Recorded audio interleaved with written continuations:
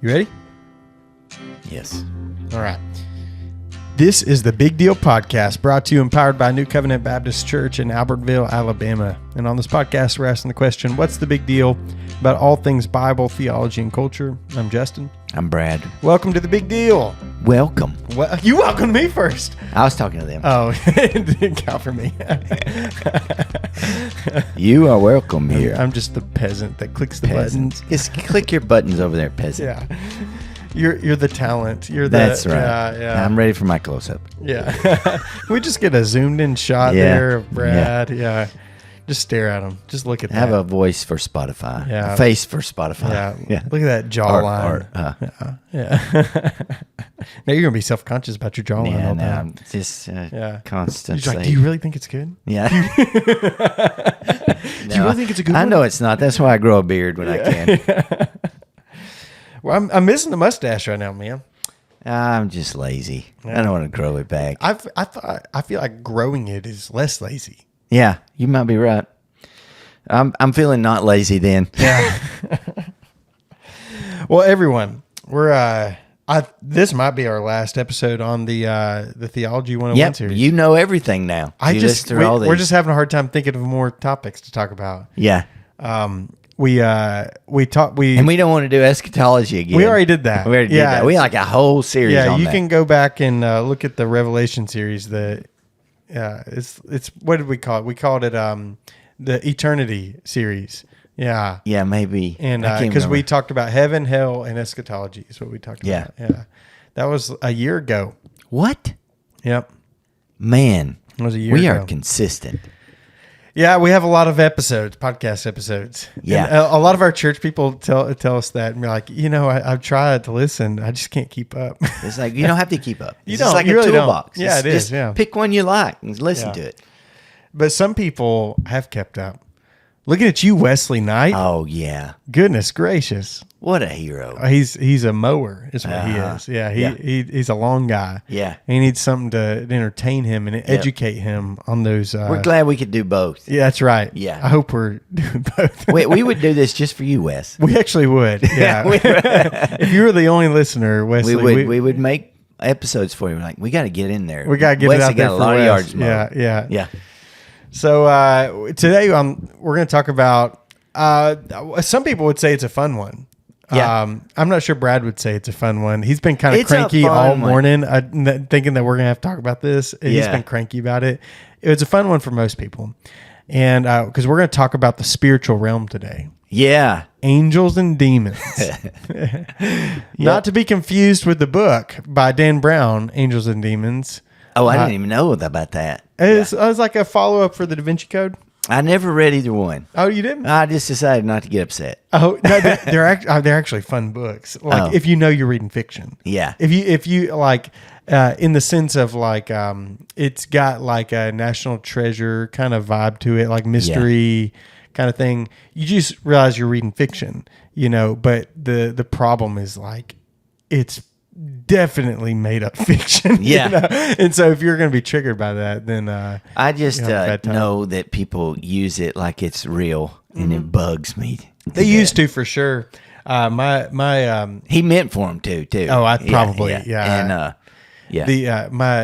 of my seminary professors, Daryl Bach, he went on a crusade against those whenever the movie came out and the book got really popular and everything. Tom Hanks was in that movie. Yeah, he was. Yeah.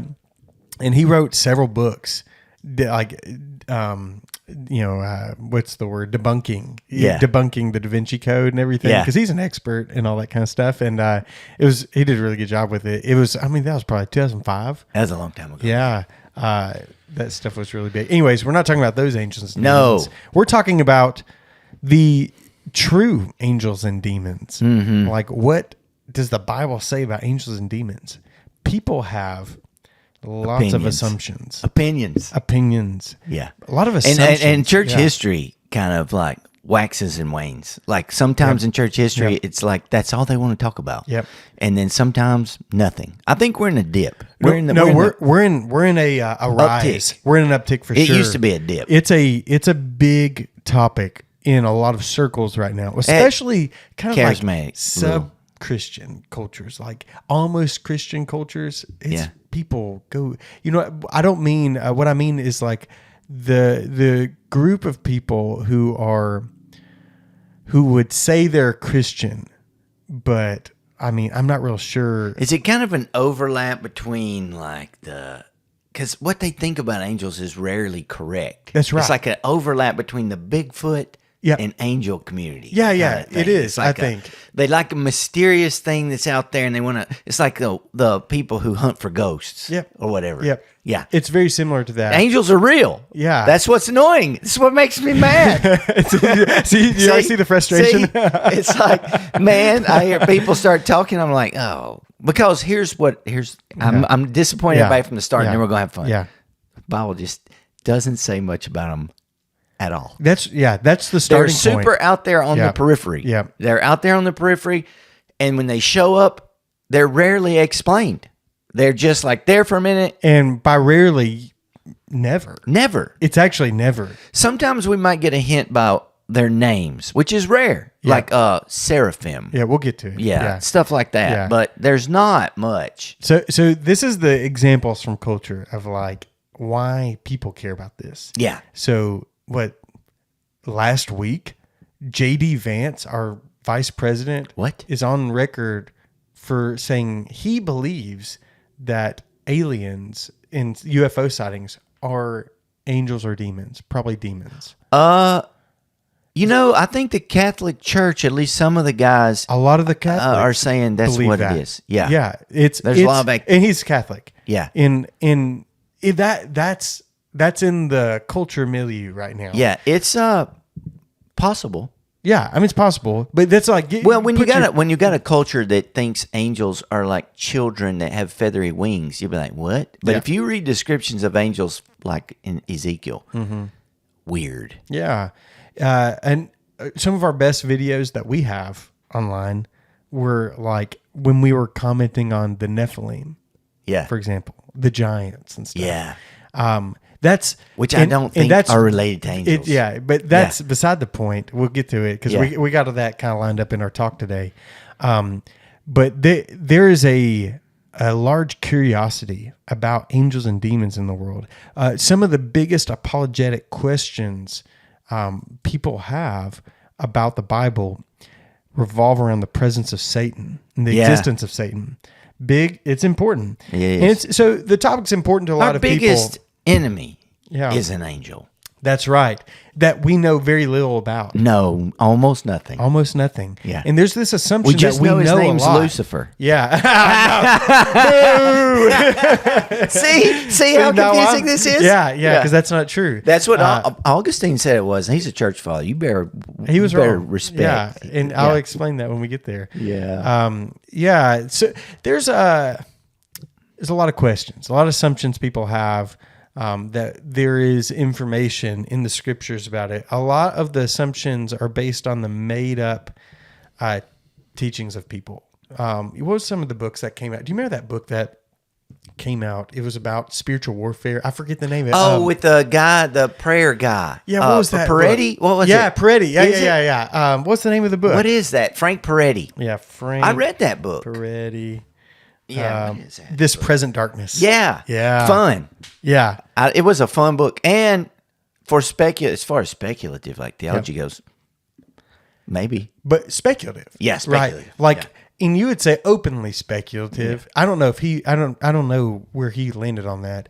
But that gets to probably one of the most important points to make on the onset of this talk is that when you're doing angelology or demonology, you're going to entertain some speculation.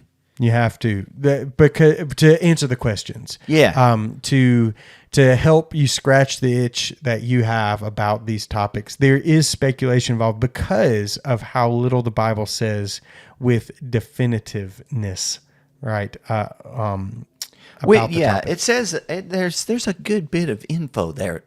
It's just not explained. That's they right. just when they show up. It's sort of like when a judge comes in they're like referees. Yep. they're sort of super in the background, but when something crazy happens, boink, there he is handing out a penalty or a word, and then it's like keep the game going. They like jump in there. That's right. They are anyway. And, what do you want to talk about first? Well, another thing to bring up right at the beginning is that there are different traditions involved on thinking about angels and demons.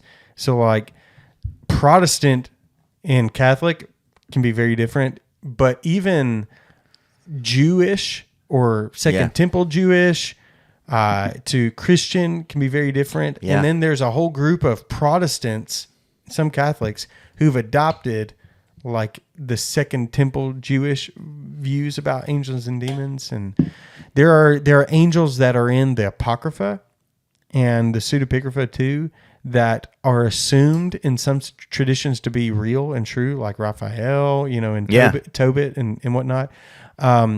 And then they're not in the Bible. They're not in the canon. No. Right? I think there's only 2 named angels in the Bible. Well, unless you say count 3. the Satan. I think you can count the Satan, yeah. Yeah, so Satan, Michael, and Gabriel. Yep, that's right. And there's a whole host of them when you look into like what's the Wisdom of Solomon, where he makes the magic rings and stuff. Do you remember that rings one? of power. Yeah, they really are like that. And I think if I remember, it's been a long time since I read this, but he like makes it's like a ring that goes against every one of the demons or something. Golly, I need don't quote me on that. Go back and read it. It's been a long time. Yeah. But there are some named demons in the Bible. You have Beelzebub. Oh yeah, I forgot about him. Which may just be another name for Satan. Likely. Yeah. Based on the name Baal. Yeah. And so, anyways, there are traditions about this, and there are books that are not in the Bible that have influenced those traditions or come from those traditions. You have like the books of Enoch, that tradition. There's a lot of like extra biblical stuff out there. And so that can muddy the water sometimes because those traditions just kind of seep in. They seep in. Yeah. Yeah. And it's because hard to it's tell. interesting. It is. It's People are like fan interested. fiction. It It's is. like, well, those books that's one of the best way to describe those books is as fan fiction. Yeah. When you look at Jubilees, the book of Jubilees and First Enoch, those are Genesis. You better watch out talking about the deuterocanonical books like that. Yeah. Those are, that's Genesis fan That's fiction. an Orthodox joke. Yeah. Yeah. That's what they call them. That's what they call them. All right. Where should we? Let's start with the creation of the angels. Well, maybe we could just start with a name. Oh, It's the part name. of the reason No, it's that's confusing. good. That's good. Yeah. So, like in Hebrew, it's like malach. Yeah. And in Greek, it's angelos, which we get angel from. And one of the reasons it can be confusing because the name literally means messenger. Yeah. It means a messenger.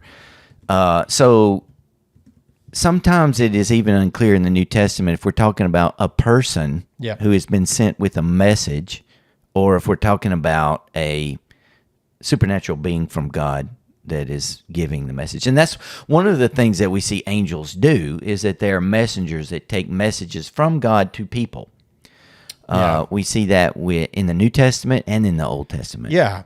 And, that's like what you think of like a... Mary. Oh, certainly Mary. Joseph, John the Baptist's father. The angels that are outside of the tomb of Jesus. Yes. You think of Abraham and the angels who almost talk with him. every single time, actually. Now that I'm the only other thing you see him do is kill stuff. You do see that kill sometimes. people. Yeah. That's a good point. So they're messengers, and that can be problematic sometimes in the New Testament specifically, where it might just be talking about human. Yeah, that's what I meant. That's what I said. So, Yeah. like in Revelation, it says to the angel of the church of Sardis. Yeah. Are we talking about an angel or is it a messenger? A messenger to the church of Sardis. It's hard to tell. It's hard to tell. I think it's saying I think it means the divine being. It could be to the pastor though, because Yeah. sometimes they're called messengers. Yeah. And it's apocalyptic literature, so it's hard to tell. And if you're Southern Baptist, yeah. That's what we call all the people who go to the convention. We call them messengers. We should call them little angels. Little angels. Look, all them the same kind of confusion happens around the word apostle. Yeah, that's right. Yeah. Sent one. Yeah. Well, I mean, it's like, are you a mailman? Yeah. Or are you, what are in the word has like a larger context and meaning than the narrow context we use it in a lot of times. Right.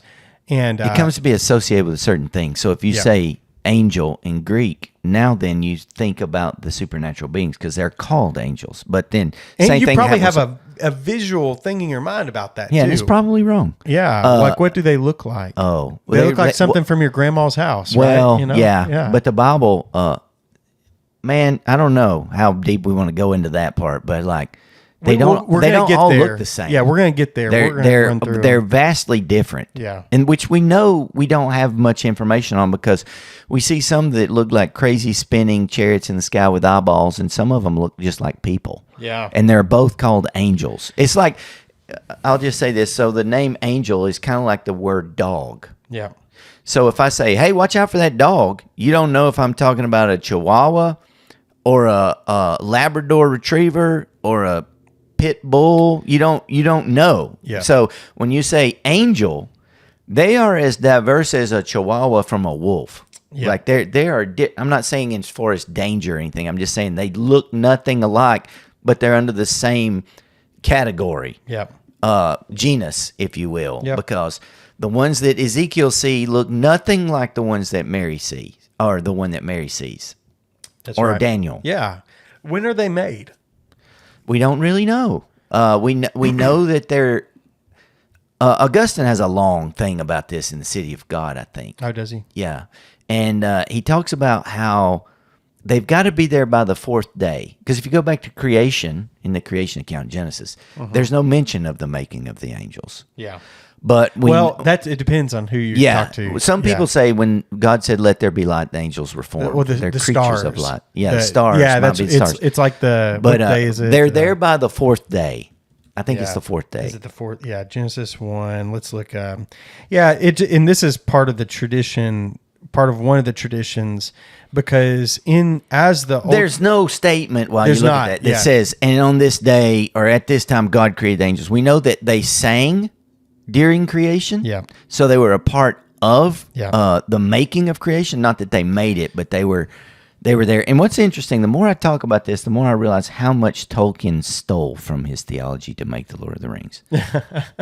Melkor and the singing of the angels and participating in creation and the wisdom of Solomon and the making of the rings. Holy moly. Nerd. Tolkien. I am too. Tolkien. Yeah, this is Genesis 1:14. Then God said, "Let there be lights in the expanse of the sky to separate the day from the night. They will serve as signs for seasons and for days and years. They will be lights in the expanse of the sky to provide light on the earth." And it was so.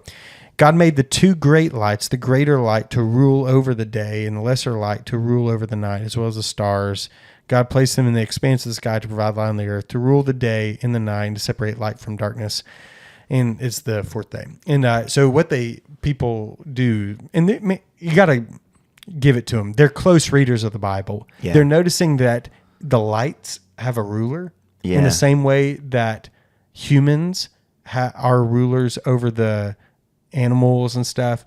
And so they're looking at that. And then later on, as the Old Testament develops, the angels are called stars. They're called stars. Yeah. And you see that in Revelation 12. Yeah, because the great dragon sweeps a third of the stars from the sky. And so they look at Genesis 1 and like, oh, well. And Jesus said that about Satan. I saw him fall from heaven like a star, basically. And so they say, well, the stars are like our angels. That's the creation of them. So the sun is a great big angel. Yeah. And so's the moon. That's right. That's right. And I think like most material naturalist people, even if you're Christians included, are probably like, this is talking about stars. This is talking about balls of fire that are doing nuclear fusion and stuff, right? Yeah. And that's fair. The other reading is probably fair too, but maybe more of a stretch. They are called stars. They are. So, it's sort of like when Peter writes, he says, "Unto your sisters who are imprisoned in Babylon, we greet you." And he's not talking about Babylon. That's right. He's talking about Rome. Yeah, that's right. Probably. He might be talking about Jerusalem. Exile. Yeah. Yes. So some words take on more meaning and symbolism as they go through Scripture, and stars are one of those. Yeah. And so what did it mean that whenever Genesis was written? I don't know. Well, it's like people are going back and saying, well, when were these made? Well, we see they're stars. They're called stars. Yeah. Must have been the fourth day when the stars were made. Yeah. They must be including angels in that. Possibly. I don't know. Possibly. Yeah. So we know that they were created, though. They are created beings, right? They don't. They're not like eternally existing, like Father, Son, and Spirit. No. They are God's creation. So we know they are created beings. That's universally agreed upon. Yeah. By the way, they're not eternal. They are immortal. They don't die. Yeah. They. So there's that. I mean, when I say universal, it's Jewish thought. Early church, every church, everybody agrees they're created beings. Yeah. When's the first mention of an angel?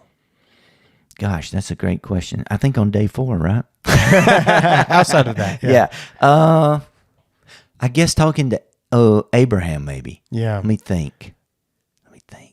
Did he talk to any? I can't think of any. The 2 men who show up, right? Mm-hmm. Yeah. Are there any at the Tower of Babel? No. No one talked to Noah? No. I think Abraham. So, but it depends. It depends on your view, your tradition, because you could say some people would say, well, what about Genesis 3 with the serpent? Actually, I'm sorry. At the end of Genesis 3, there's an angel with a sword. That's true. Yeah, that's true. That's the first one. Yeah. That's the first for sure reference. Yeah. But some people would look and say Genesis 3, the serpent. Yeah, I would say that too. That's definitely Satan. And some people would also look at Genesis 6 and say, the Nephilim. Yeah. Which I don't agree with. Right. But it's okay. The sons of God. Yeah. And so let's start with that. Let's start with the most notorious angel, and the Satan. Yeah. Right. And I said the Satan, didn't I? Yeah, the Satan. Yeah. Why did I do that? Because even Satan is a confusing word. Yeah, that's right. It means accuser. It's not a proper name. It's not a proper name. It is a proper name, but it's not a proper name. It's not like the name Brad. No. But, even Brad has a meaning somewhere. Yeah. Yeah, that's right. So Satan means accuser. Yeah. It's sort of like adversary. It's sort of like in the Native American tradition. Sometimes people are named for characteristics that mark them as people. Well, that's certainly true in Hebrew. Yeah. Certainly true in Hebrew, and it can be used as which a proper is cool. Name. Yeah. Our names mean nothing. Yeah, that's right. Yeah. You know why I'm named Justin? Because every kid born in your time, 1992, all of them were Justin. All the boys. Yeah. I know so many. It's a good name. Ridiculous. I can't think of a single bad Justin I've ever known. That's good. You think I'm good? I think you're a good one. You're such a good boy. I'm a good boy. Oh, man. Am I a handsome good boy? You're a handsome good boy. Yeah. That's an inside joke. Yeah. For all of our Dungeon Crawler Carl fans. Yeah, we don't recommend it. It's very... Anyway, go ahead. Yeah, don't do that. No, I mean, anyways, the angels. Let's talk about the most notorious angel, Satan. Yeah, okay. Genesis 3, you have a serpent in the garden talking to Adam and Eve, tempting them, right? Mm-hmm. That's true. He lies. It's nefarious, no doubt. Yeah. Read closely, and if you're reading through the Bible for the first time without knowing anything about it, you would not say the Satan or the serpent is Satan. You would not say the serpent is an angel, because it doesn't say anything about those things. It'd just be very confusing. It's just a talking serpent. Yeah. Right. In the narrative. Oh, very wise. Wiser than all other animals on the earth. That's right. And that's all you get. That's all you get. If you take it at face value, this is a serpent. It's an animal. It is an animal. Mm-hmm. Right. That's what it says. It's also weird because they're not surprised when he talks to them. Yeah. They're not. That's not the topic of conversation. No, they're not. Serpent's talking. What fruit you been eating? Yeah, exactly. Like that. And that's all you get. It does not say this is Satan. It doesn't say it doesn't even say like what the serpent is doing wrong, really. Yeah. Like it says, because it's about in the curse section. What does he say? The woman blames the serpent, and he says to the serpent, because the serpent deceived me. Okay, so there's deception. Yeah. That's what it is. And the Lord said to the serpent, because you have done this, you are cursed more than any livestock and more than any wild animal. It's talking about serpents still. Yeah. It's still not even talking. It doesn't give you any indication that this is an angel of any sort. You will move on your belly and eat dust all the days of your life. I'll put hostility between you and the woman, between your offspring and her offspring. He will strike your head and you will strike his heel. So you have nothing in that story to tell you that this would be Satan. Not yet, but you would expect. It's a Chekhov's gun, though. You expect this guy. He has to show up again. He's in the future of the narrative. You definitely expect that. Yeah, he's going to show up again, and it's a poetic moment. It's a poem when God curses. He curses you in poetry. That's just it's slam poetry, and it's when he tells him. What's funny is people say, "Well, snakes had legs before this." That's not what it means. When he says you're cursed to crawl on your belly all the days of your life, it means that he's gonna live in abject defeat. Yeah, because the crawling on the belly is a sign of supplication in the Bible. The devil is all that. I said the devil. The only thing the serpent is going to experience throughout his long life is defeat until he is ultimately defeated by the seed of the woman. Yep. Yeah, and so all of the serpent's machinations, all of his schemes, always fail. And so if you're a close reader, you should be expecting more serpent. More serpent. Yep. So this is a good writing technique, right? Yeah. Like, who is this guy? The mystery's on purpose. Yeah. I would say. Where does the serpent reappear? When? How long does it take? How long does it take? Well, we don't know. The next time we're pretty much drawing the line is like Job, when he pops up, the accuser of the serpent. I said. Yeah, the serpent. Yeah. Revelation. Well, my first remembrance. If you're a close reader, it's Genesis 4. Yeah, and also in Isaiah. Yeah. Well, Isaiah 26 or something, you have the Leviathan. Well, he talks about the fact that the lion's going to lay down with the lamb, but the serpent will still crawl on his belly. Okay. He pops up there again, that little, which means he will always be defeated. Yeah. And so Genesis 3, the serpent's introduced as a deceiver. Yeah. And who produces sin and trespass, right? Well, chapter 4, you have Cain going through this similar thing with, contemplating murder. And God tells him, sin is crouching at the door. Yeah, right? Like an animal. Yep. The word crouching is sort of a descriptor for a cat right before it pounces. Yeah. It's crouching. Striking. It's about to strike. It's not hiding. Yeah. It's like watching you. Yeah. And so I think that is it's set up as there is something that is going to haunt humans and tempt them to sin. Yeah. That started in the garden, and it was the serpent. And chapter 4, just the next chapter, it's there again. Well, it's not even really tempt to sin. It is destroy you. Yeah. The crouching metaphor is not just he's whispering. It is he will kill you. Yeah. He is seeking to kill you. Watch out. Yeah. And that's what the demons do. They don't just, you have this idea that there's like a good angel on the shoulder and a bad angel on the shoulder. And what demons do are like, yeah, you really want to eat that extra piece of cheesecake or whatever they're trying. No. Like Emperor's New Groove. What did Jesus say? The tempter has come to kill, to steal, and destroy. Yeah. So Satan doesn't want to make you miserable. He wants to kill you. Well, and so you're already going there for the stretch. Like, where do we find out that the serpent is Satan? I think, there's a lot of it's good writing. So it doesn't, it would be bad writing to just automatically draw out the mystery and be like, it's sort of like, you kind of suspect something's up with Palpatine in Star Wars, right? Yeah. Something's up with this Palpatine guy. Yeah. And it turns out, he's the Sith Lord. Mm-hmm. And so instead of just saying the serpent is the devil or Satan, it is sort of, you get these things like crouching at the door. What is the next appearance of a bad guy? Well, you don't get Satan named until Job. Right. Yeah. And so this is the in a lot of ways, the introduction of the character is in Job. Let's read a little bit of it. Yeah. So this is where angels get called sons of God too. Yeah, that's right. We'll roll back to There's Genesis a lot of 6 angel after that. action in Job. Yeah.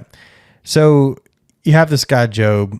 He was a man of complete integrity who feared God and turned away from evil. He's really good.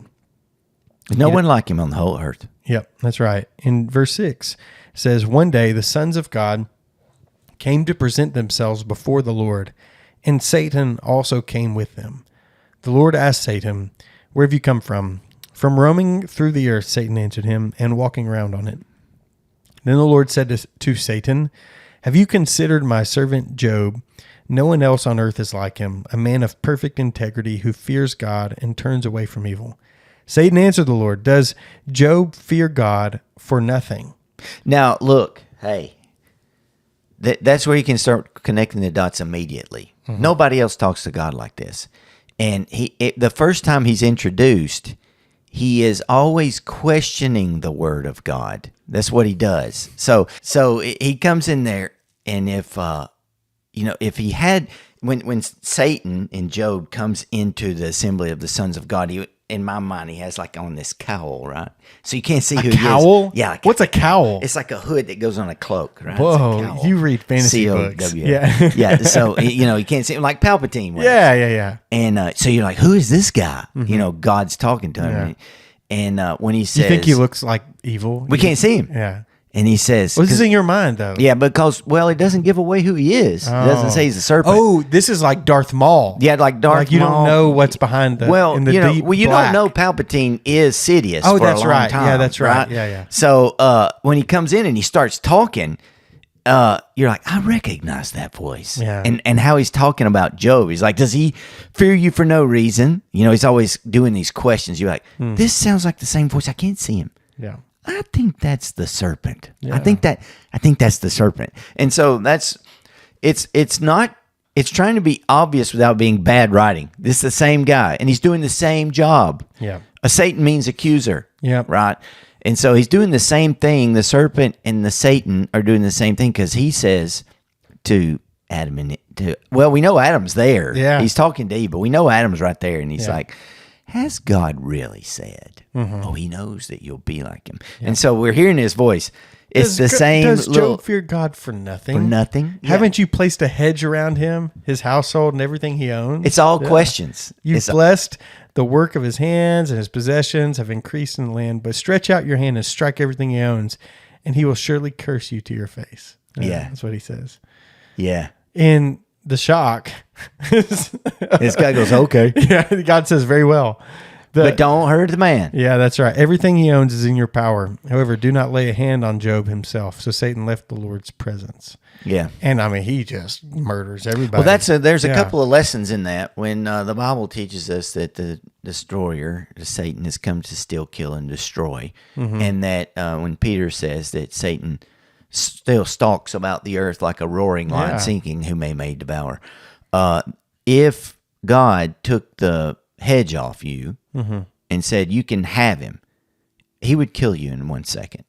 Yeah, he would not hesitate. Well, he says Jesus says, or is it Jesus that says he was a murderer from the start? From the start, yeah, murderer and a liar, from the start. And that's Genesis 3 liar, Genesis 4 murder, right? Job lying and murder, right? Or lie. I don't know if there's a lie there. But there was murder. He certainly just murdered his whole family and everything, right? And is complicit in the murder of us all. Yeah. Through deception of Eve in the garden, because he knew what would happen. That's right. Because they had already fallen, apparently, maybe, perhaps, probably. There's no reading Job where you think Satan is good news. No.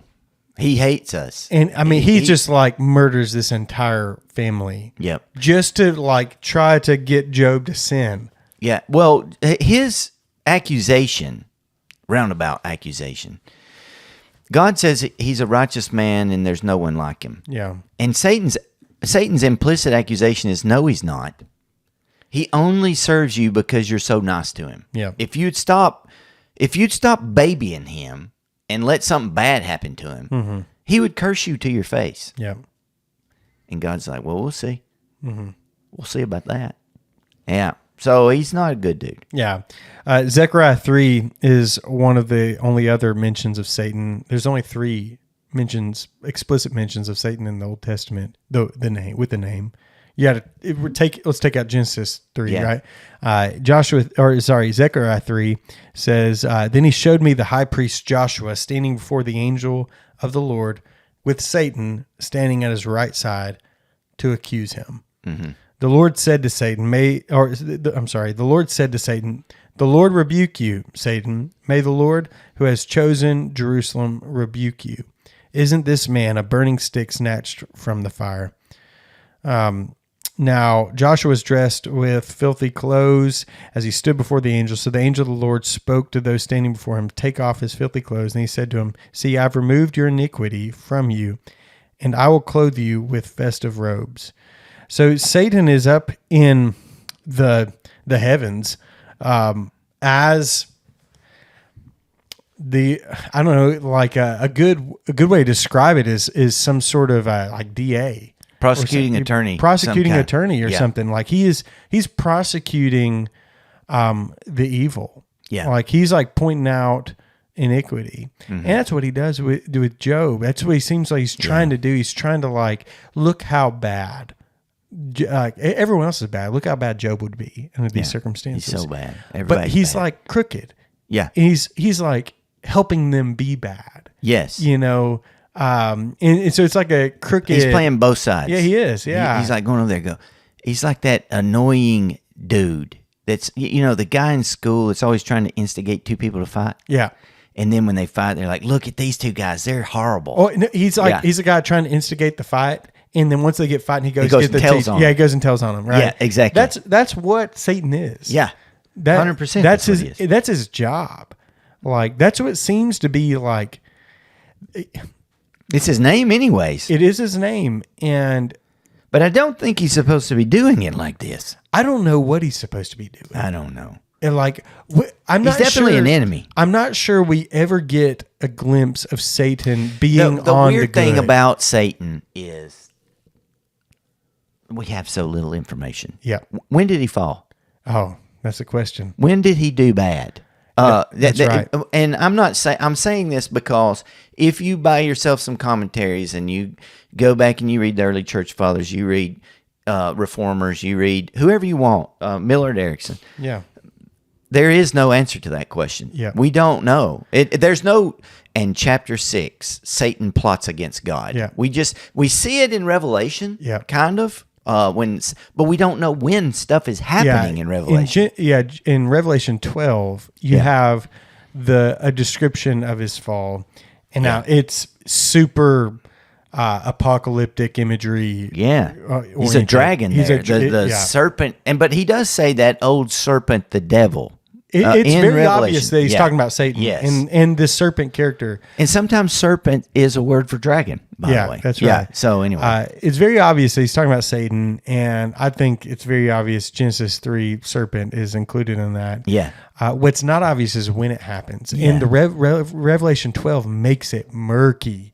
Because this fall seems to happen in Revelation 12 while there are believers in Jesus. Yeah. Who have been martyred. And also Jesus, like when he references, I saw Satan fall from the heavens. When was that, Lord? Yeah. Yeah. Is he talking about binding him right now? Yeah. Or does he mean like in the beginning when this all kicked off? But what we know is about Satan is that he's bad news. He's going to be punished. Mm-hmm. And he has cronies.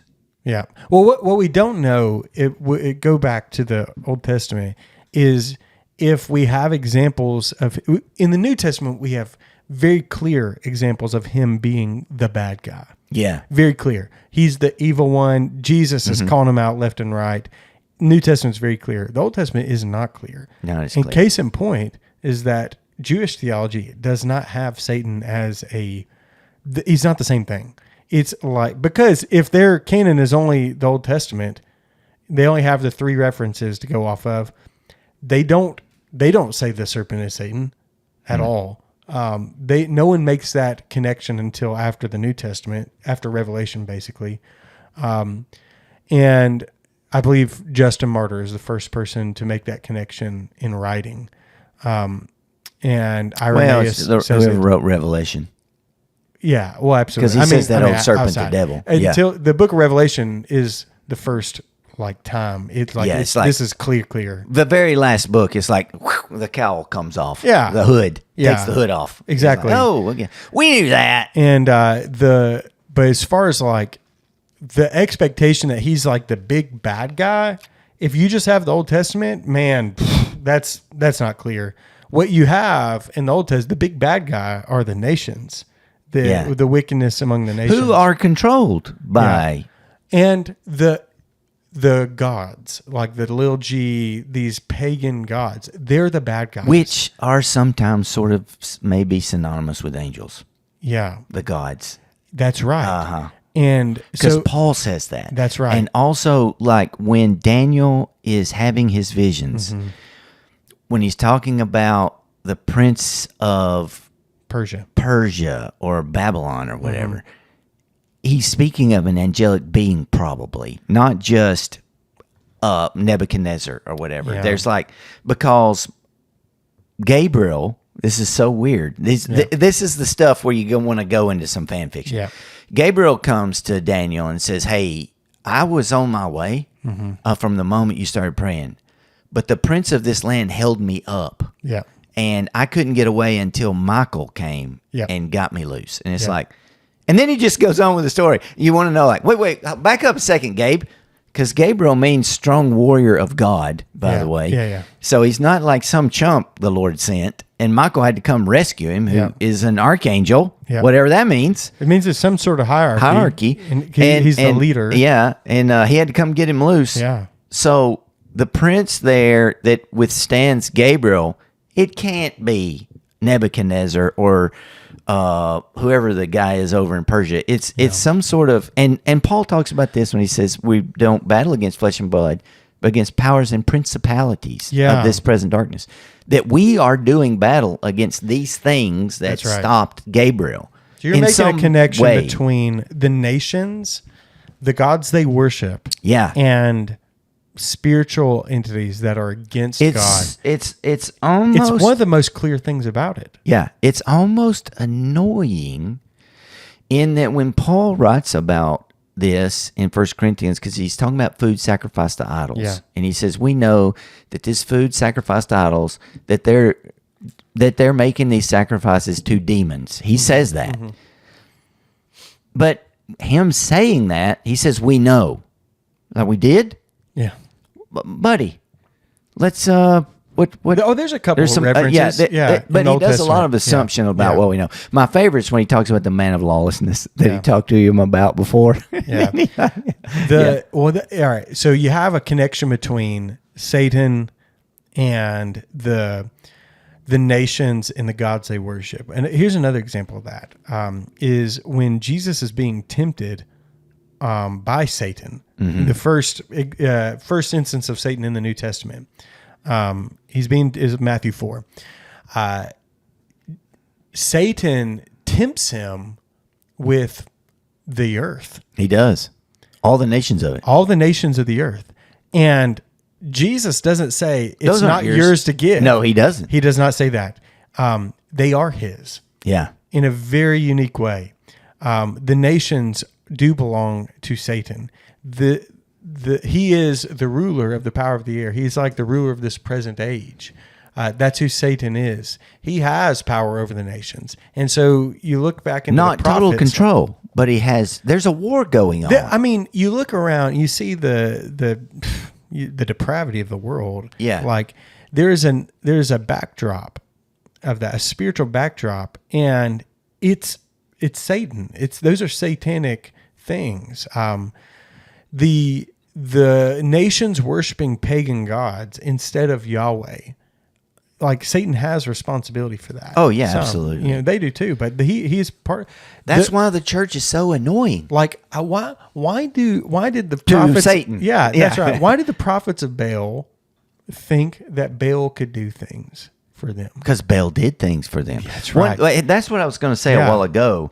I think a lot of Christians are sort of atheistic about, like they think, oh, the pagan gods are not real. Like they're an atheist about it. Yeah. There's no spirit. There's no pagan. Animism is just fake, whatever.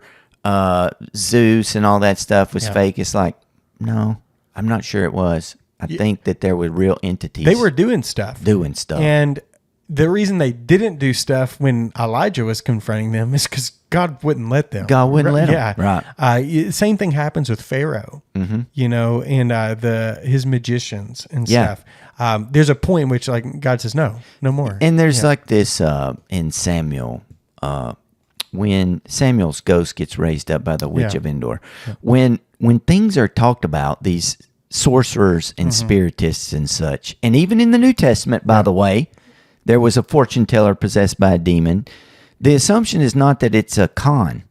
Yeah. The assumption is this actually is working, and they're doing this medium work, medium like a spiritist, through the power of demons, who are giving them power in order to destroy this person. Yeah. Demons are destructive in the Bible, but we're kind of going outside of Satan a little bit. Yeah, we're going to go to demons next, obviously. When it comes to Satan, you should understand him, especially in the light of the New Testament. He is enemy. He is against the people of God. He is tempter. He is the ruler of this age. A destroyer. Yep. And when we think about the ruler, you go back to the prophets, and you have all the oracles against the rulers of the age.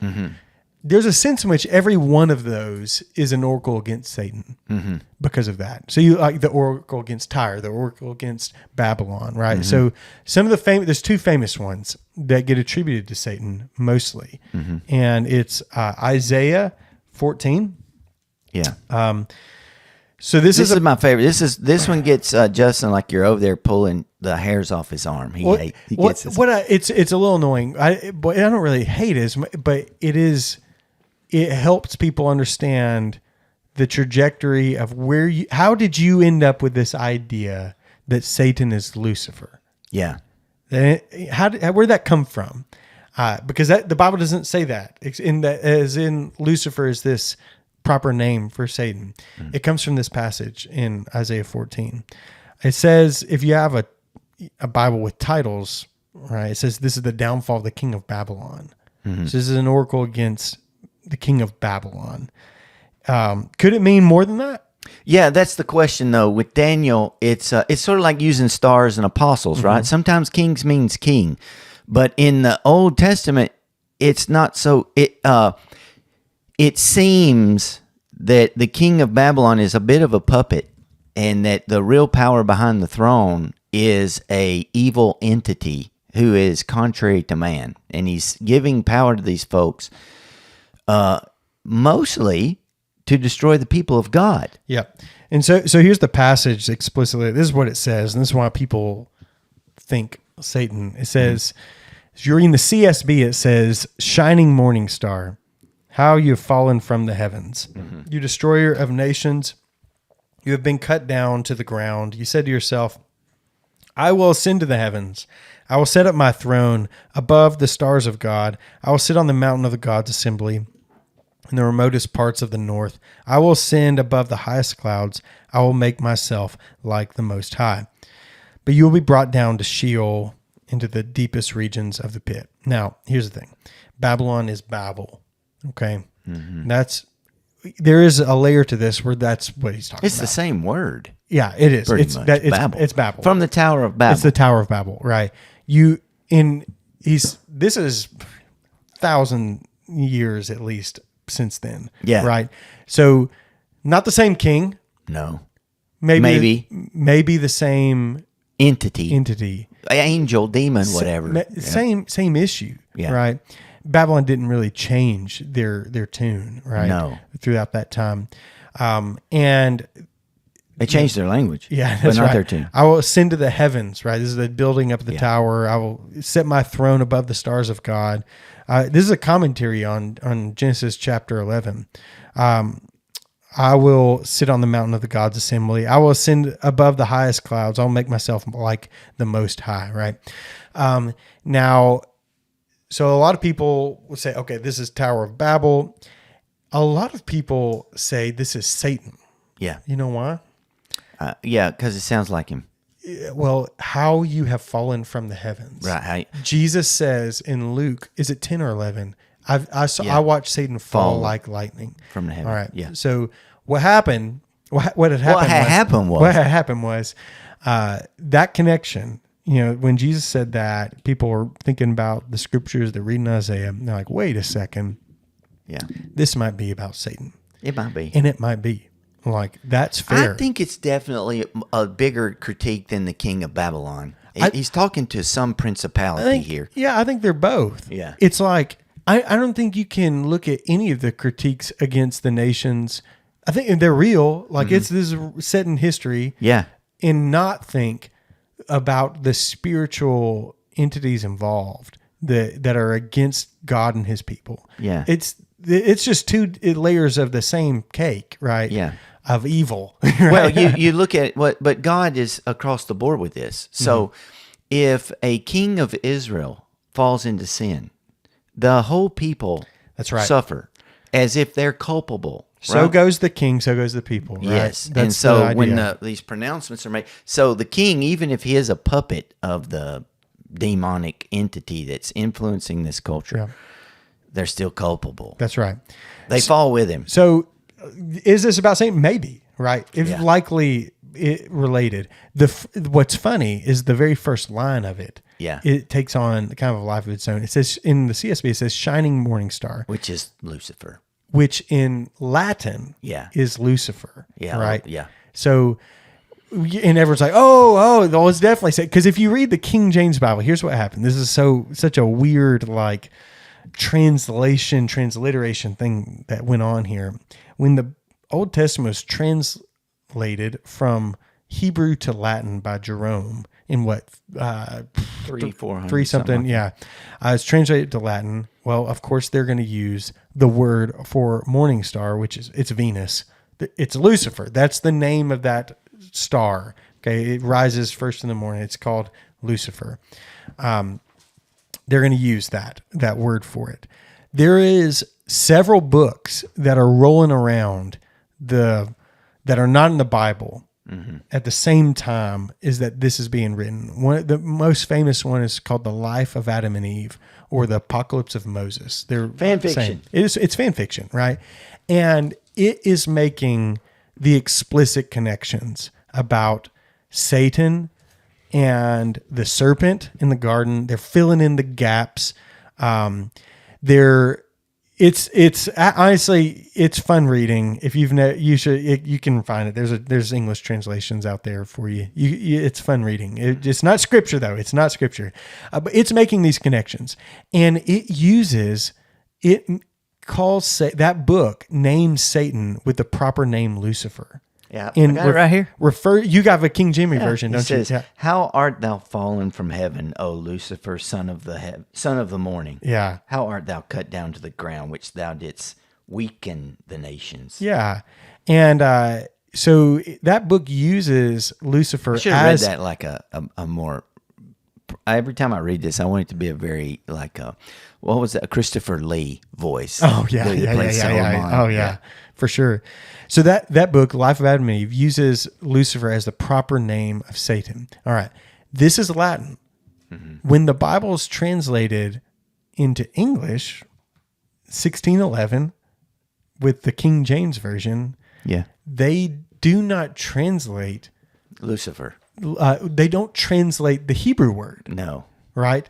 Instead, they take the Latin word Lucifer and drop it in the English.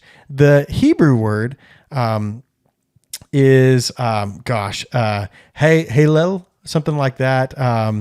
It's got the little it's Halel is the Latin word. I'm sorry, the Hebrew word. And it's their version of Venus, right? The morning star. So that's a Latin word. It's not in the Hebrew, and so it can't be the proper name of Satan. They thought it was. Yeah, They thought it was because of this book and that transliterated the Latin and tradition into that had English. come from it. That's right. They did this with the word baptism too. Yeah. And yeah, it's right. Another problem. This is the truly problematic issue with the use of shining morning star, Lucifer / Hallel as the proper name of Satan is that Jesus is called this in Revelation. Okay. Yeah. Jesus is the bright morning star in the book of Revelation, at the end of Revelation. Like that, this is not the same. You can't use that as the proper name for Satan when Jesus is called the same. Well, it just never pops up again. Yeah. It ever. Does. Yeah. As for like this. You should just call him the Satan. The Satan. Yeah, or the devil. The devil. Yeah, it works too. But Lucifer is not the proper name of Satan. Yeah. It means Venus. There was an early, I've read this a long time ago. There's an early group of Christians called the Luciferians. Did you know that? No. Yeah. It's because they have no connection to this idea of Lucifer as Satan. And it was about like looking for the coming of Christ. Yeah. Yeah. Because the Venus rise is first in the morning. It like precedes the sunrise. You can see Venus like, shining in the morning dawn. And so that's the idea there. What a mess. Yeah. That's a mess. That was a bad decision on the translator's parts of the King James Bible. It's peripheral. Yeah. But here's the thing. It don't matter. What matters is the devil's trying to kill you. Mm-hmm. And the thing that this, interestingly, that these demons and Satan himself, we see him attack people physically, bodily. We see him attack them spiritually, mentally. In the New Testament, even Old Testament, he killed Job's kids. Yeah. Well, that's for sure the murder. But I was going to say in the New Testament, who are the demons responsible to? Well, they never. There's never like, hey, Lord Satan told us to do this, right? They don't do that. No, they don't. They do submit to Christ. They do, yeah. So I don't know. They seem to be independent. They're in it together. In Revelation 12, yeah, Satan's the one in charge for sure, right? And then in the when Jesus, a couple of times when Jesus talks about hell, and as a place prepared for Satan and his angels, yeah. So it's very clear that Satan is the one in charge. I have him in charge not because everybody likes him, but because he's the meanest. He's the toughest. He's the big dragon. He's the big dragon. Yeah. And so I think it's time to probably talk about the demons. And so you have these stars that are swiped away from heaven. They're fallen angels. That's a good way to talk about them. Fallen angels, evil spirits is how they're talked about sometimes. The word demon itself in Greek isn't necessarily even evil, which is funny. Yeah. In how they use it, daemon, it's like if you you might use it in the sense of like demigod of some sort in Greek, spirit, some kind of spiritual being. Yeah. Gods are sometimes talked about like that. In the Bible, though, all of those beings are evil. So, like as a category, right? If they are, every time we see them doing something, they're destroying somebody. Yeah, somehow. if they're eliciting the worship of people, then they are doing something evil, right? Yeah. And so, demon. And further, when you get into the Gospels specifically, I mean, they are wreaking havoc on people's lives. Yeah, the demon possessions are disease. Sometimes it's physical disease, disability. One of them causes epilepsy. Yeah. Paralysis, limbs not working. All sorts of stuff. Also drives people crazy. Basically, anything makes people like absurdly strong. Yeah, there's a couple of those. They live in caves.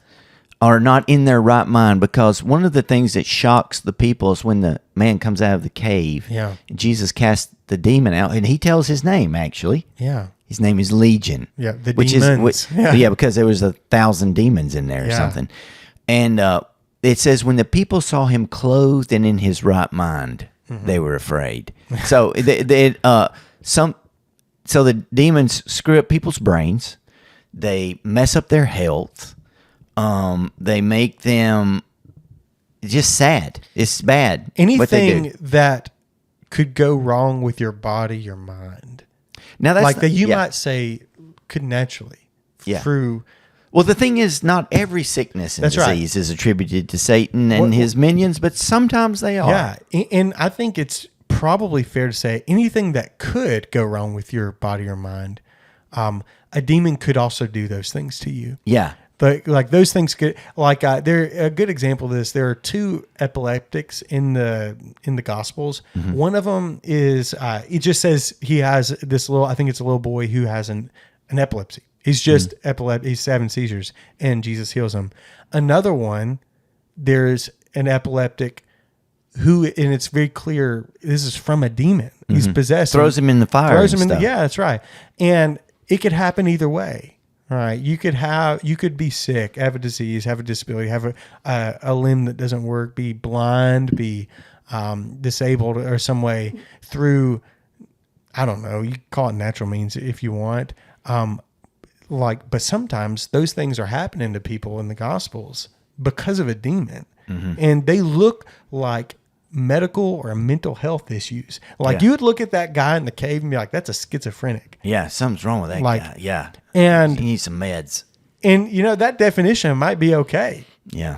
But it's like demonically caused schizophrenia. It's a demonically caused epilepsy of some sort, right? Yeah. Unfortunately, the Bible doesn't give us the ability to tell the difference. You just need to be praying for them. Yeah. And you know what? Like if you prayed over someone who is demonically afflicted with something like that, Jesus is probably going to do something about it, right? Yeah. I would imagine so. I don't have much experience with like praying for people and they just are healed in that moment, but I think seems to be what happens. I was just reading the King James, just my eyes fell on it, and I remember why we don't use it. Yeah, what does it say? This is from Philemon. Okay. For we have great joy and consolation in thy love, because the bowels of the saints are refreshed by thee, brother. The bowels of the saints.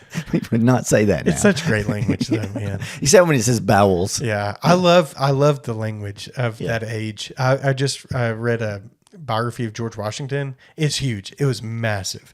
It was like this big. Yeah. It's the longest nonfiction book I've ever read. I also have theology. And it's full of their letters. And George Washington wasn't even a super educated guy. He never had any formal education. But even his language is so over the top.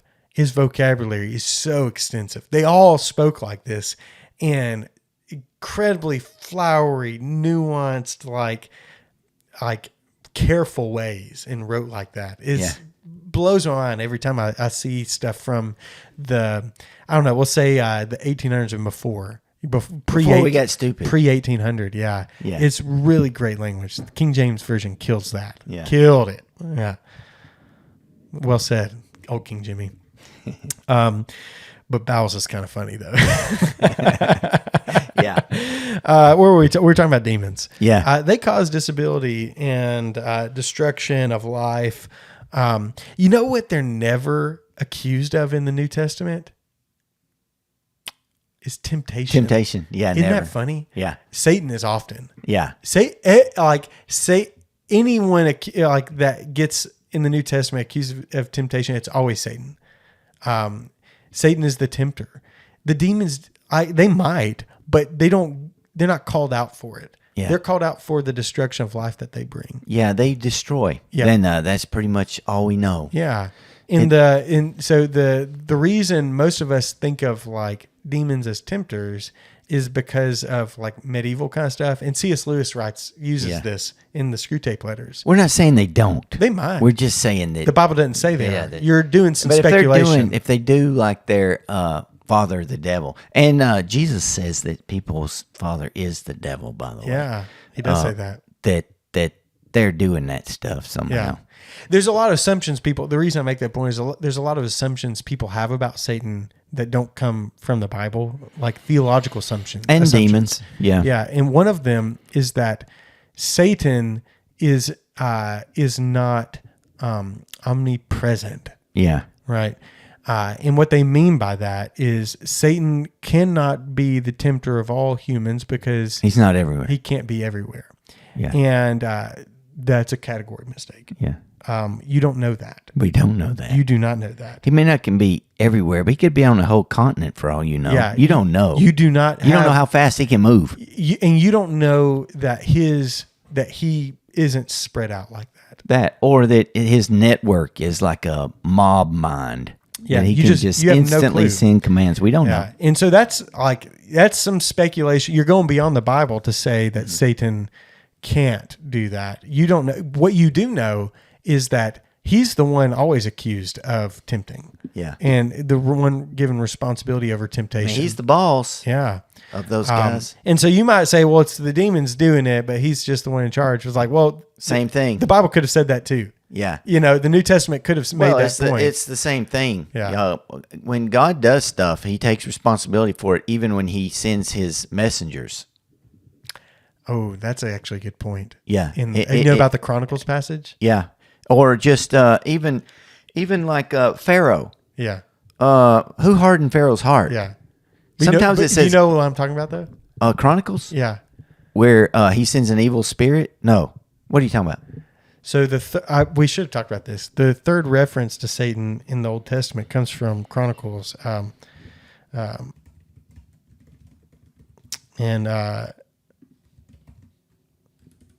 sent an evil spirit to Saul. Yeah, it's not talking about Satan though. So there's the reason it's very important is it's 1 Chronicles 21:1. Here, let me go to it. Yeah, I had to look up the reference. I'm gonna look it up in the King James, make sure you're right. Yeah. It says Satan rose up against Israel and incited David to count the people of Israel. Now here's what gets a little wild about this one. That there's another account of this. Right. Yeah. Because Chronicles is a dual account, right? Mm-hmm. I know what you're talking about. Yeah. What's the one? You know what I'm talking about now. Yeah. What's the one time it says Satan incited David to number the people, and one time it says God did it. Yeah, that's exactly right. Yeah. I want the passage though. I didn't come prepared with that one. 21 Satan. Here we go. 2 Samuel 24. Yeah, that's it.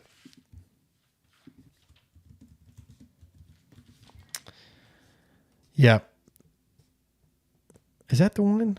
Well, in 21 it says, and Satan stood up against Israel and provoked David to number Israel. Yeah. Is a sin. And then in another place, it's God. Oh, yeah. The Lord's anger was kindled against Israel, and he incited David against them. Yeah. Yeah. Yeah, that's right. Yeah. So that's where it gets down. Is like Satan is responsible on one end, God's responsible on the other. In the Old Testament, God is taking responsibility. He takes responsibility for everything. So the point is that if he does have his little minions out there trying to seduce you into evil, he gets credit. Yeah. Well, yeah. And sorry we took so long to get that one out. I just didn't have that one queued up. But God takes responsibility for Satan's. Yeah. Yeah. Does God take responsibility for the temptation, all the works of Satan now? Responsibility, it's under his providence. He has allowed it. He has allowed it. Yeah. Yep. Think about what Jesus says to would you say God is responsible for the death of Job's children? Yep. Yeah, he could have prevented it. Yeah. That doesn't mean he's the author of sin. That's where we get in the whole secondary cause stuff. And when Jesus says... He didn't say, go kill this guy's kids. Yep. He said, they're in your power. Yep. Satan could have said, you know what? It would be a jerk move to go kill his kids. I'm just going to leave him alone. Yeah. Yeah. He could have said that. He could have said that. Yeah. Yeah, but he didn't. He just killed him. God knew he wouldn't. But so Satan's responsible for the murder. Yeah. But God was responsible for not withholding Satan. You know, like he could have said, no. That's right. Jesus, right before he goes to the cross and everything, he says to the disciples that Satan has asked, or what did he say? Satan has asked to sift you like He wheat. said that to Peter. Yeah, to Peter. Yeah, that's right. And he's going to sift you like wheat. Yeah. But I've prayed for you. I've prayed for that you. your faith might remain. Yeah. When you're restored, he doesn't, brothers. He lets it happen. He does. Yeah. Yep. And so, Jesus. So demons might be tempting people, but Satan gets the responsibility for it because he's in charge. And you just don't have any Bible verses for it. Yeah. And as uncomfortable, it always makes me uncomfortable to make claims without Bible verses based on just cultural instinct. And that's what that is. It's to say demons are tempting me, demons are responsible for this feeling or whatever that I have. I'm like, that's a cultural instinct. It's Satan. Like, you can call it Satan. You don't have to like play that out in any other way. You can't say the devil made me do it. No, but you can say the devil is tempting me. Yeah. And I do think this is also speculation. Mm-hmm. The more you open the door to that, the more influence they gain in your life. Yeah. And that's where demon possession, I think, comes from. Yeah. There's that curious passage that Jesus tells the disciples, and he's teaching about demon possession. Demon possession. And what does he say? He says if it's like a house that's swept clean. Yeah. But then the demon that's kicked out will go get 7 more stronger than him and come back, and in the end they'll be worse than they started. What does that mean? It meant it seems to mean that if they get well, but they don't change, the second state of bondage will be worse than the first. Yeah, yeah, that's right. It means that there's only one protector for your soul, for your spiritual security, and it's God. It's sort of like if you are addicted to a substance and you go to your whatever and you get clean, you rehab, and then you fall. You might be like, rehab doesn't work. Here I am. And so it's just harder. Really good at being addicted, is what it is. Yeah. Once the hog returns to the slop, to the mud, you can clean a pig, but if it's still a pig, it's going back to the mud. Yeah. And so I think that's what Jesus is talking about. And ultimately, it's a downward spiral of doom. Yeah, that's right. So still talking about demons. The first reference of demons, it depends on your tradition. Yeah. So if most people hear about it for the first time from The Devil Went Down to Georgia. I mean, in the Bible. In the Bible. In the Bible. Yeah. The first reference to demons in the Bible, you have the evil spirit that is sent to Saul. I don't know. It's not called a demon, but there's not evil spirit. There's not a Hebrew word for that. So that's a Greek word. So evil spirit is probably something, I don't know. It's a deceptive spirit, right? It's something like that. It puts him in a foul mood. Yeah. You have before that, you have some stuff in the Psalms. Who knows when they're written though? Some of them are written about the gods of the nations. And they're translated into Greek as demon and whatnot. But then you have this moment that a tradition, like in some traditions that follow from it, would say this is the origin of the demons, and it's Genesis 6, right? Yeah, the Nephilim stuff. Well, we know that they're around. And this goes from connecting the dots from Job, too. It does. Yeah. This is using, so I'll read the passage. It says, this is Genesis chapter 6. When mankind began to multiply on the earth and daughters were born to them, the sons of God, remember that, the sons of God saw that the daughters of mankind were beautiful, and they took any they chose as wives for themselves. And the Lord said, my spirit will not remain with mankind forever because they are corrupt. Their days will be 120 years. The Nephilim were on the earth both in those days and afterward. When the sons of God came to daughters of mankind who bore children to them, they were the powerful men of old, the famous men. So, and an infamous passage, man. This chapter, people have been debating about this passage probably since it was written. Mm-hmm. They were definitely debating about it before Jesus. In the intertestamental period, this passage, this chapter, this paragraph is turned into tons of fan fiction, ancient fan fiction. Enoch, Jubilees, all that kind of stuff comes from this passage, speculation on this passage. And here's where they get there. When it says in verse 2, the sons of God, you have two options here.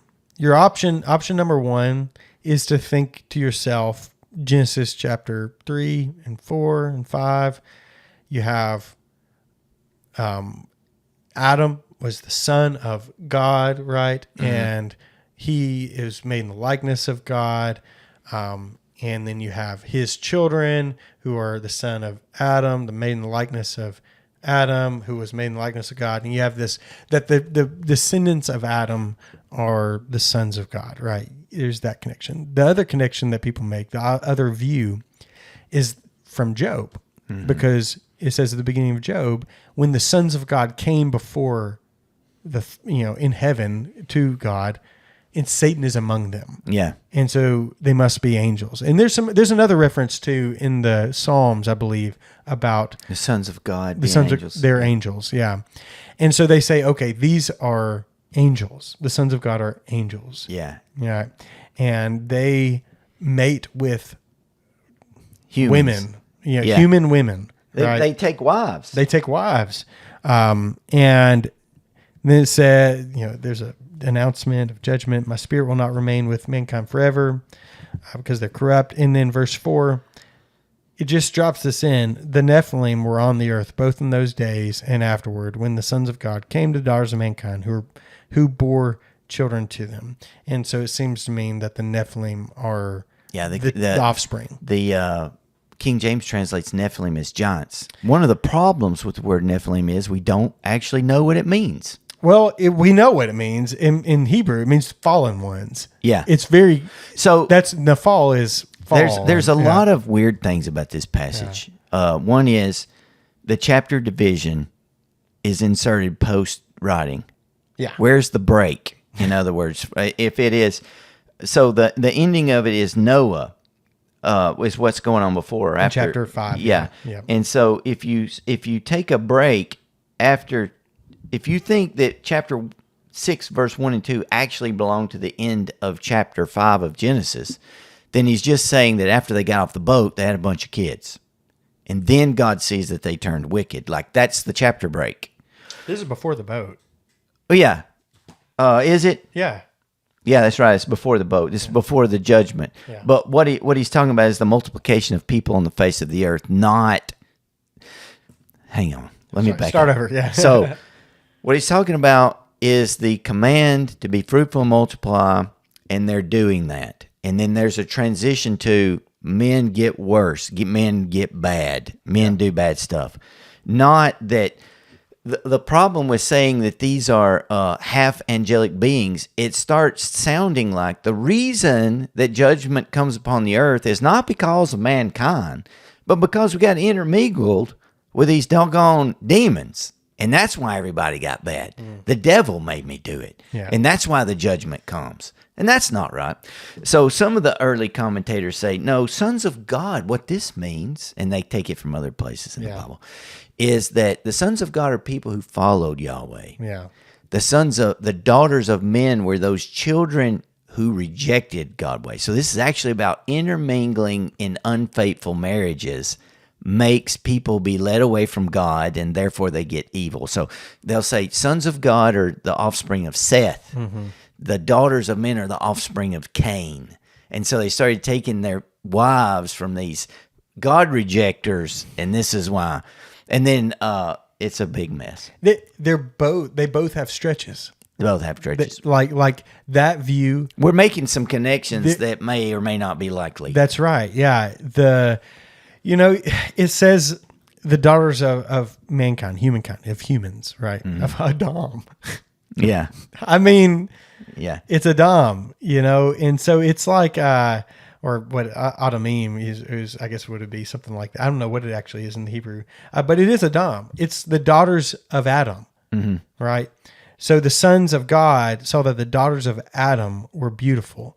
It doesn't fit perfect to say that these were the offspring of of Seth and versus Cain, because it could have said that, right? Yeah. It says the sons of God and the daughters of Adam, right? The sons of God saw that the daughters of Adam were beautiful, and they took any they chose as wives for themselves. That it complicates things. You're looking around for a where's my analog for sons of God? I'm sorry. It's what people who argue that say it goes through verse 4. And the problem is in verse 4, these Nephilim, these giants in the land, the wickedness is attributed to them, but it doesn't say that, because in the verse 4 it says they were men of old, men of renown. And that's not a negative thing. It's a positive thing. That these Nephilim were people of great stature. And then all of a sudden, and God saw the wickedness of man was very great. So it could be that the next chapter should start at verse 5, that we've got a break, that there's some multiplying going on, that people are filling the earth, that there are men of great renown filling the earth. Yeah. They live 900 years and do all these things. And then bad stuff happens.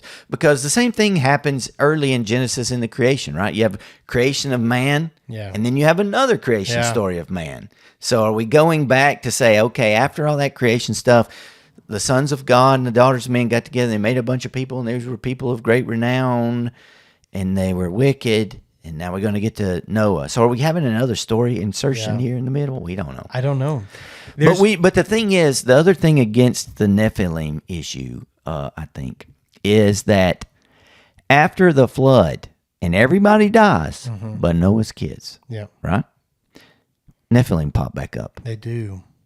Yeah, they pop back up. Goliath is a Nephilim, the sons of Anak. Yep. So how did they get there? Were the angels coming back down to do the hokey pokey again? Maybe. Or are we just talking about some unusually?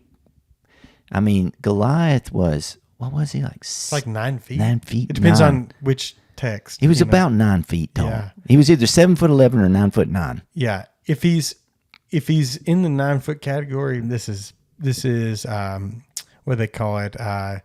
This is preternatural. Yeah. It's not supernatural. They call it preternatural. Yeah. This is something different. I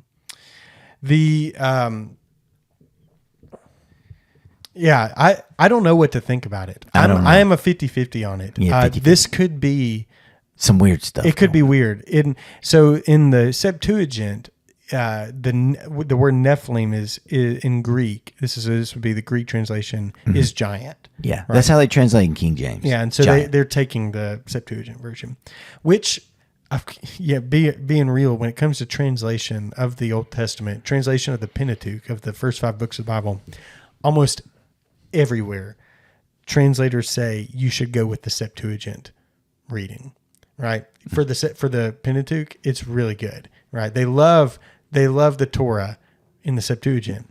So it is always funny to me when I come across that. Later on, the later books, they don't go as much with the Septuagint, but they translate giants. King James keeps it. Dr. Selhammer didn't think so. Oh, well, of course. Yeah, that's fine. Yeah. And neither did Origin. My professors didn't either. They said they were sons of Seth with it, and they were, because they're all trained by I was saying Selhammer. he didn't think that the Septuagint was a very good translation. Oh, really? Yeah. Of the Torah? Mm-hmm. Oh, wow. That's now, funny. he said it was much worse out in the Proverbs and stuff. Yeah. He's like, you just might as well forget it, because they basically just took the Proverbs and tried to put them in modern Proverbs. They changed them up some, and Yeah. I don't know. Anyways, the fallen ones, the Nephilim, man, they could be fallen angels. Could be. Who are... It's definitely more fun. Yeah. But they just vanish, man. Kind of. Yeah. But after this, you do have all of these nations worshiping other gods. Yeah. That come from this. And it's curious that, they vanish, but as the people spread, they all become pagans. Yeah, and it's not...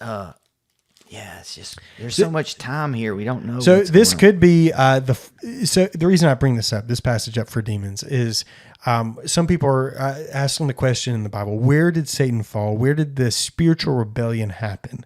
And there's a tradition out there that says it's Genesis 6. Mm-hmm. This is the spiritual rebellion.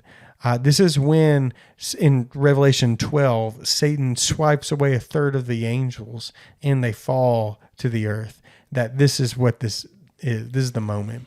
And, there's a sense in which it's fair. Well, yeah, most fights at Waffle House over women. That's so right. it's like... That's right. It's fair. Yeah. People drinking too much. That's but you got to realize you're making some speculation moves. Yeah. But you got to realize if you're doing the opposite, you're also making some speculation moves. moves. You got to figure something. You're introducing a new use of sons of God, right? Yeah. To that this is not angels. This is talking about humans, right? Of course, we hadn't had any humans before. Yeah. Well, we just had a huge list in a group. Yeah. So there's speculation on both sides. There's three things. It's normal populating of the earth. Mm-hmm. It is the intermarrying between believer, unbeliever stuff, or there's some weird angel action going on up in here. And that means all the angels apparently are boys. I guess. Yeah, I don't know. At least the ones that left with Satan. Yeah. I don't really know. Girl angel state. We've never seen a girl angel. We don't even know if they are. They have masculine names. There's a curious statement that Jesus makes when he's talking to some of the scribes about marriage. Yeah. He says in the kingdom of God, you won't be given in marriage or received. You'll be like the angels. You'll be like the angels. And that's what I'm talking about, the first of it. Like they just throw these things out there about angels, and it's like, you'll be like the angels. And everybody, I guess, went, oh, yeah. And I'd be sitting there going, wait, I don't know anything about them. Could you tell me more? Yeah. What does that mean, like the angels? Yeah. What are you talking about? That's right. They're not married, or they're just, what are they doing up there? The assumptions that are made from that passage are that they don't do that. That they're asexual or something along those lines. I don't know, man. And that's one of the backing so one of the people who believe the kind of the fallen angel Nephilim thing was a guy named Michael Heiser. Yeah. And he wrote a lot of books. They're good, but really well done books. Like if you're looking for what's the book I should read that treats the Bible very well, he cares about God's word and is just trying to figure out what the Bible is talking about, and lands in that spot. It's Michael Heiser for Unseen Realm. It's good. And I don't agree with him on everything, but it's well done. And that's the case he's making is like, this bolsters his case that what they do in Genesis chapter 6 is rebellion because they're not supposed to. They're not supposed to be given in marriage. And yet here they are taking wives from the humans. Those poor girls. Yeah. I guess it seems not good. Yeah. I think. Yeah, I don't know, man. I don't know what's going on. I'm gonna find out. Yeah. I'm gonna find out one day. I guess we get to watch it. I don't know. So we got angels. Yeah. We got demons. Demons. We got Satan. Yeah. We could say a couple other things about the angels. There are a couple angels that are mentioned, types of angels. You have cherubim. Yeah. Cherubim, the first mention of cherubim is in Genesis chapter 6. That's the angel that is sitting outside of the Garden of Eden with a flaming sword.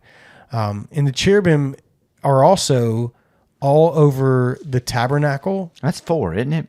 No, it's in chapter 3. It's in the end of chapter 3. You said 6. Oh, I'm sorry. I meant end of chapter 3. Yeah, 3. Sorry. Yeah. Very end. Cherubim. The cherubim are also on top of the Ark of the Covenant. There's 2 of them with their wings spread out over it. We know they have wings. And by the way, we're assuming a cherubim is an angel. That's true. They're stitched all over the tabernacle. Yeah. I think angel as a category, as a spiritual being that works for God, works for cherubim. And they're all over the temple and they're guarding the entrance to God, right? That's what the cherubim do, is they seem to guard the entrance to God. Yeah. Then you also have the seraphim, right? And the seraphim are funky. You only get really one mention of them, right? Yeah. In Isaiah chapter 6. And they are singing holy, holy, holy, saying. Yeah. Not singing, I shouldn't say. They don't, that's not the word. Yeah. Yeah, they're saying, holy, holy, holy is the Lord God. I'll go to the passage. Isaiah chapter 6. This is when Isaiah gets transported up into what's in front of the throne. cherub, a cherubim. It's plural, and it is. It can mean guardian, which makes sense. It can mean to grip or hold.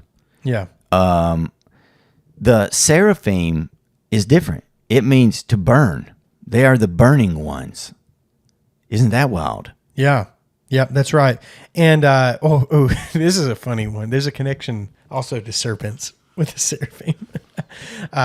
There's the word seraph, the burning, in Numbers, when the snakes are coming after the people, it's like they're seraphs. Yeah. Yeah, that doesn't mean they're bad. No, it's there's a couple connections that people make, and Michael Heiser talks about this a little bit. The snake, the serpent in the garden, the Satan, that they looked at and say maybe that was him before. Yeah, he was a seraph. And you have the Ezekiel passage. There's a place in Ezekiel, an oracle against the king of Tyre in Ezekiel, or the burden, right? Oh, the burden. Sometimes it's translated burden in the King James. Oracle. Oracle. It'll say the burden. Oh, okay. Yeah. Oh, that's good. Yeah. I actually like that. I like translation. that too. Yeah. It's the burden. Yeah. It seems like this passage is also attributed to Satan. This is it's less likely than the Isaiah one. And there seems to be something about him having like a lofty position. And King of Tyre, well, that works, right? He's a port city and everything. But if it's a spiritual element that's attributed to Satan, well, there you go. And so they would say that the serpent was one of these seraphim. He was a seraph who fell, right? I don't know. There's a lot of speculation in that, a lot of it. But the Bible Project, which is a good resource, they talk about this a little bit on a podcast I listened to years ago. And Michael Heiser was a big consult for them on their research. And when they were preparing videos about the angels and everything, they made a video series about it. And they ended up making, for the visual choice on their video about the seraphim, they chose to make them look like serpents, winged serpent. There's like 6 winged serpents or something, right? Yeah. Is what they chose to make them look like. Well, they got 6 wings. They do have 6 wings. Yeah, they sound like bugs more than you think of angels with feathery wings. Why can't they be bug wings? But they yeah. Well, they got 6. Yeah, not 2. Yeah, and they're moving all the time. Yeah, why can't they be bug? It's a little bit more intimidating if it's bug wings. It is. Like a mantis. Yeah, who knows? Yeah. They are covering their faces with them, though. So it looks like you can't see their faces. Covering their private parts. And you can see. Yeah. You can see through bug wings. They're transparent. So not all of them. Oh, really? Yeah. Oh, there's butterflies. Yeah. But they only have 4 wings. Yeah. I don't know. Regardless, you have these seraphim, and they're calling, "Holy, holy, holy is the Lord of armies. His glory fills the whole earth." That's what they do. They call to one another and do that. And that's all we know about them. Yeah. But they seem to, it's a pretty lofty position to sit there and give honor to God and proclaim his holiness forever, right? That's their job. But I think that connection between snakes and the garden and Satan, that's interesting. Yeah. I don't know. It might be too much of a stretch. Well, we haven't even got to angels yet.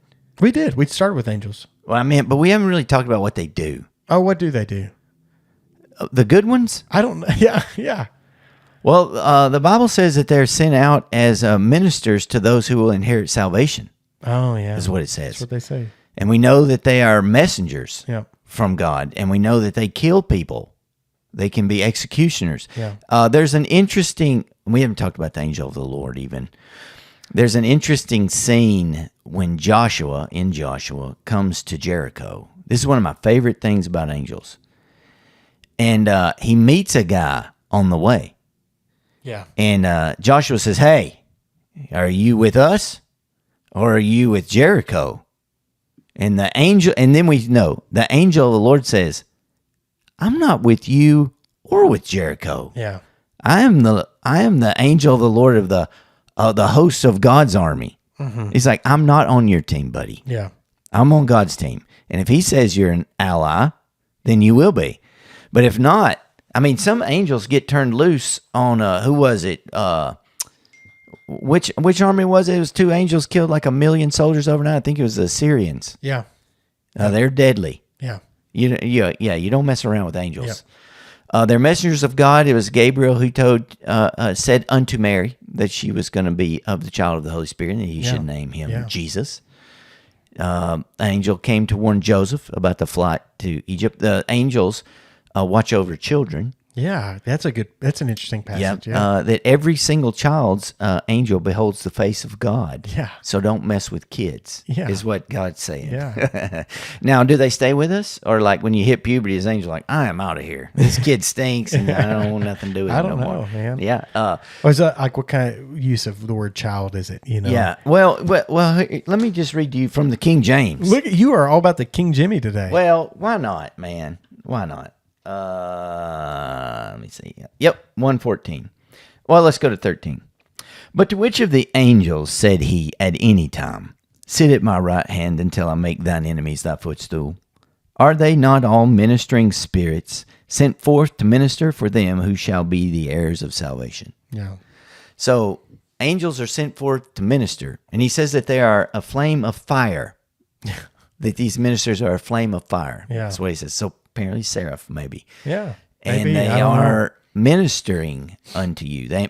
Angels ministered unto Christ. I'm not going to talk in King James. Yeah. When he was in the garden, it was too much to him. Yeah. They ministered unto Jesus. And, so they're out there. Yeah. And they're doing stuff. And they're fighting, apparently. I told Brad earlier, my assumption is that angels are doing everything.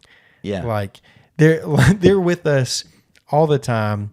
What does it mean that an angel is ministering to you? As you're one of the heirs, right? It's you. You are one of the king's children. Like, here's what we know, that if Satan could, he would kill you. Mm-hmm. We know that. Yes. Right? Because every moment he gets the chance, he kills. He does. He kills people, right? And you're not dead.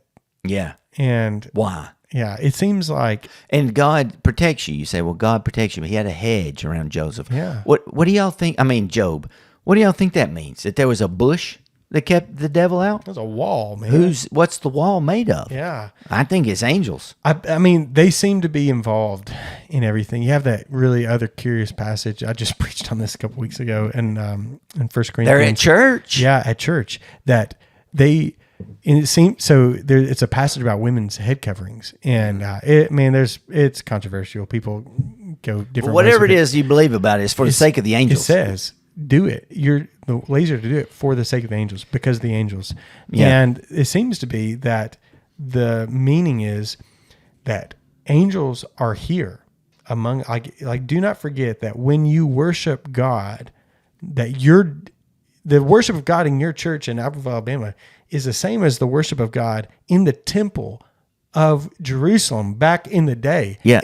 And there were angels all around that thing. Yes. They were visualized through the architecture and the Ark of the Covenant, because they were there. Their in wings heaven, were spread they over were the there, mercy seat. Right? Yeah. In heaven, they were observing this. The temple when your is a church reflection. gathers, if it's a church, yeah, the angels gather. they are there with you. They're there. And you are to honor, the Bible says in respect Hebrews that people have entertained angels unaware. Yeah, that's right. And because there was that great, who wrote that song? Entertaining angels by the light of my TV screen. Oh, I don't know. Host of heaven, sing over me. Oh, Remember that song? That. Was that DC Talk? Who wrote that song? I don't know. I'll look it up. It's called Entertaining Angels. Okay. Which is a great thought. He's like, I'm entertaining angels by the light of my TV screen, because they're there with him. He's watching TV. Gotcha. So behave, man. Yeah. The angels are around. Yeah. But they're ministering to us. But that's another thing, that it doesn't say what that means. No. I'm just assuming that the Lord's taking care of me. I think He's they using hide angels my to car do it. keys. Yeah. Keep me out of car wrecks. Every time I lose my car keys, I think, maybe my guardian angel moved them so that I'll be a little bit late to that stop sign when the guy blows through it. Yeah. If it had been just a Who second knows? before. It's you see how much speculation? Yeah. It What's goes not on? speculation, it feels like to me, is that God obviously is in charge. Obviously. And when God wants something done, he often sends angels to be agents of his will. Yeah. And so when God himself does not show up to Mary, he sends an angel. He doesn't show up to Joseph, he sends an angel. He doesn't. What is John the Baptist's dad's name? I'm totally blanking. His mom's name's Elizabeth. Is it Zechariah? Yeah, I think it may be. Yeah. Anyway, sends an angel. When God says, "I'm going to kill all the people who are camped around Jerusalem," they're not going to shoot an arrow in there. Yeah, Zechariah. He sends an angel and he kills 1 million people in a night. Oh. So they are agents that do God's will. So that when the angels minister to you, however that is, it is because God has sent them to do his will. Yep. And they always do. They're our friends in this war against Satan. Yeah. And we are in a war. Yeah. The Bible makes clear. So what is interesting right now is that I don't know how often stuff's going down, but stuff is going down in our world. I guess, yeah. There are still principalities of this present darkness, and they're up to stuff. Yeah. And now people take that and they run with it, right? Yeah. They're like going out there speculating that there's demons of this area, and they got this, the big boss battle. Hollywood and the U.S. political system is all some of the charismatic movement was like, there are angels with dominions, and the dominion here, this demon likes to make people whatever. I don't know, man. Oh, yeah. I don't know. I think that the devils work through evil, wicked things. I don't know. They're seducing people into sexual immorality and addiction and horror. I do think they play parts in that. For sure. 100%. Yeah. They're wrecking people through I that tell stuff. students when they think about temptation, sometimes there's temptation can come from two places. One, you can entice yourself in temptation. But sometimes you're going to experience temptation out of nowhere. Yeah. Like, where did that thought come from? The intrusiveness of it. Yeah. I was like, guys, do you have an enemy? You have an enemy. Like, who's trying to cripple you, destroy you. And they want to get to you before you can be fully ascendant as a child of God. Yeah. Before the resurrection. Because the Bible also says this. We didn't even talk about this. Paul says, hey, y'all got a bunch of junk going on in your church. Do you not have anybody wise enough in there to judge this stuff? It's in Corinthians. 2 Corinthians, I think. And he says, do you not know that you will judge over angels? Yeah. And then he goes on. I'm like, wait, what are you talking about? We're going to judge over angels. What does that mean? Yeah. I don't know. I like to think in my fan fiction in my head that there is a bunch of stuff going down. Like the devil's trying to kill me, and there's guardian angels out there protecting us and the church as we go forth to do things, and terrific battles are taking place over the souls of men and women all the time. And when we get to heaven, your personal guardian angel has been with you since you were born, will be there. And you didn't know all the stuff he did. You're going to get to see it, and you're going to be like, let's give him the Medal of Honor. This guy went through so much crap. You had to see all the bad stuff I did, like so disappointing. You don't want to be disappointing to your guardian angel, so behave. Don't be disappointing to God. Yeah, I don't know what's going on, man. It's like, I don't know. It's even when Israel was in the wilderness guarded by a pillar of fire and a cloud, it's sometimes referred to as an angel. Yeah, that's right. And also sometimes as the presence of the Lord. Yeah. It's hard to distinguish those things. Angel of the Lord. Like God is, but we did say it, they're on behalf of God. Yeah. And that means that. That God is telling you these things. And they don't look like little children with feathery wings. Unless they want to, maybe. Yes, they could if they want to. I think they're really boss. Yeah. I think if you saw an angel, you would freak out. Daniel Some of the ones in Revelation are pretty wild looking. These creatures, 4 creatures. Yeah, they're bad ones. Those are good. Oh, I thought you were talking about the ones that come up out of the Euphrates. Look look weird.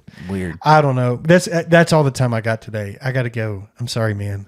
But, so I guess we got to go. Yeah, that's it. Well, it's too bad we didn't have nothing to talk about. Hey, you didn't get cranky. I'm proud of you about your angel talk. We stayed in the Bible We mostly. did. Yeah. That's why I didn't get cranky. Yeah. All right, everyone. Thank y'all for listening. I think this is going to be our last one, the Theology 101 series. Yay. Unless we can come up with another one to talk about. Yeah, Other we'll than see. that, we're going to be doing something new soon. So y'all stay tuned for that. We'll see you next time. See ya.